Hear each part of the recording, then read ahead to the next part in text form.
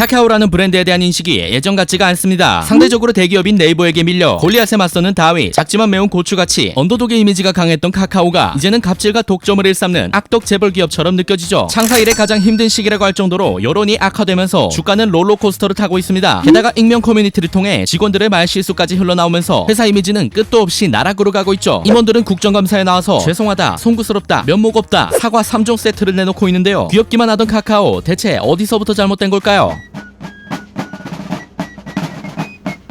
사실 올해 여름까지만 해도 카카오 투자자들은 파티 분위기였습니다. 주가가 17만원을 돌파하면서 1년 만에 10배 가까이 상승했죠. 카카오 게임즈, 카카오뱅크 같은 자회사들의 주식도 상장되면서 그룹 전체 시가총액은 100조를 넘기기도 했습니다. 삼성, SK, LG, 현대차 다음으로 시가총액이 큰 그룹이 된 거죠. 여기다 카카오페이, 모빌리티, 엔터테인먼트 등 남은 자회사들마저 상장하며 LG그룹과 현대차 그룹을 제치고 국내 3위의 재벌 기업이 될 거라는 예측 기사들이 쏟아졌습니다. 상황이 이렇다 보니 카카오 자회사들에 대한 투자자들의 기대치는 한껏 높아져 있었죠. 상장을 앞둔 자회사들 입장에서 기업 가치를 높게 평가받을 수 있는 절호의 기회였습니다. 그런데 문제는 흑자 기업이었던 카카오뱅크나 게임즈와는 달리 택시 사업을 하고 있던 카카오 모빌리티는 4년 동안 한 번도 적자를 벗어나지 못했다는 것이었습니다. 분위기 좋을 때 몸값을 끌어올리고 싶었던 모빌리티는 적자 기업이라는 딱지를 떼기 위해 요금 인상을 추진하게 되죠. 낮에는 1,000원, 야간에는 2,000원이었던 스마트 호출 서비스의 가격을 적게는 0원에서 많게는 5,000원까지 부과하는 탄력적 요금제로 변경한 것입니다. 올해 3월 택시기사들을 상대로 99,000원짜리 유료 멤버십을 출시했던 것은 언론의 주목을 받지 못하고 조용히 넘어갔지만 소비자들에게 직접 영향을 미치는 호출 요금 인상은 엄청난 파장을 일으키며 카카오 이미지에 생채기를 내게 됩니다. 여론이 악화되자 카카오 모빌리티는 요금 인상을 선언한 지 단 10일 만에 요금 인상을 철회하겠다고 선언하죠. 여기서 상황이 끝났다면 카카오가 이렇게까지 욕을 먹진 않았을 텐데 이번엔 분위기 파악을 못한 카카오톡이 채팅 목록 상단에 동영상 광고를 띄우겠다고 말합니다. 광고를 넣지 않겠다던 과거 발언이 재조명되면서 거짓말쟁이에다 돈독이 올랐다는 소리까지 듣게 되죠. 기업이 이윤을 추구하는 것은 당연하다는 여론과 시장을 독점하더니 제대로 빨아먹기 시작했다는 여론이 부딪히면서 카카오라는 기업에 대한 사람들의 믿음은 조금씩 깨져가기 시작합니다. 그리고 바로 그때 기가 막힌 타이밍에 금융감독원이 나타나 카카오페이 멈춰라고 외칩니다. 이게 무슨 말이냐? 카카오페이와 같은 핀테크 플랫폼에서 대출이나 보험 같은 금융상품을 소개하는 것은 단순 광고가 아니라 상품 가입을 유도하는 중개 행위이기 때문에 금융소비자보호법을 위반하는 것이라는 결론을 내린 것입니다. 이를 기점으로 정부에서는 카카오와 같은 빅테크 기업 또는 플랫폼 기업들에 대한 규제를 강화하겠다고 선언하죠. 평소 같았으면 기업을 너무 옥죄는 것 아니냐, 기업하기 참 힘들다 같은 이야기들이 나왔겠지만 그동안 쌓아왔던 비호감 이미지 때문에 규제에 대한 찬성 여론은 뜨거워지기 시작합니다. 게다가 미용실, 대리운전, 꽃배달 같은 골목 상권에 침투하는 사업 방식이 이슈가 되면서 안 그래도 부정적이었던 이미지에 문어발 확장을 한다는 이미지까지 얻게 돼버리죠. 상황이 심상치 않게 돌아가는 것을 느낀 카카오는 논란이 되는 꽃배달 서비스를 종료하고 스마트 호출 서비스를 폐지하는 등 플랫폼 종사자들과 상생하는 기업이 되겠다고 약속합니다. 하지만 이미 돌아서버린 민심을 돌아오게 하는 건 쉽지 않아 보이는데요. 주가는 어느 정도 회복했지만 규제에 대한 공감대는 여전해 보입니다. 카카오는 과연 어떤 변화를 준비하고 있을까요? 오늘 준비한 이야기는 여기까지고요. 다음에도 재미있는 이야기로 찾아오도록 하겠습니다. 지금까지 꺼내먹는 지식이었습니다.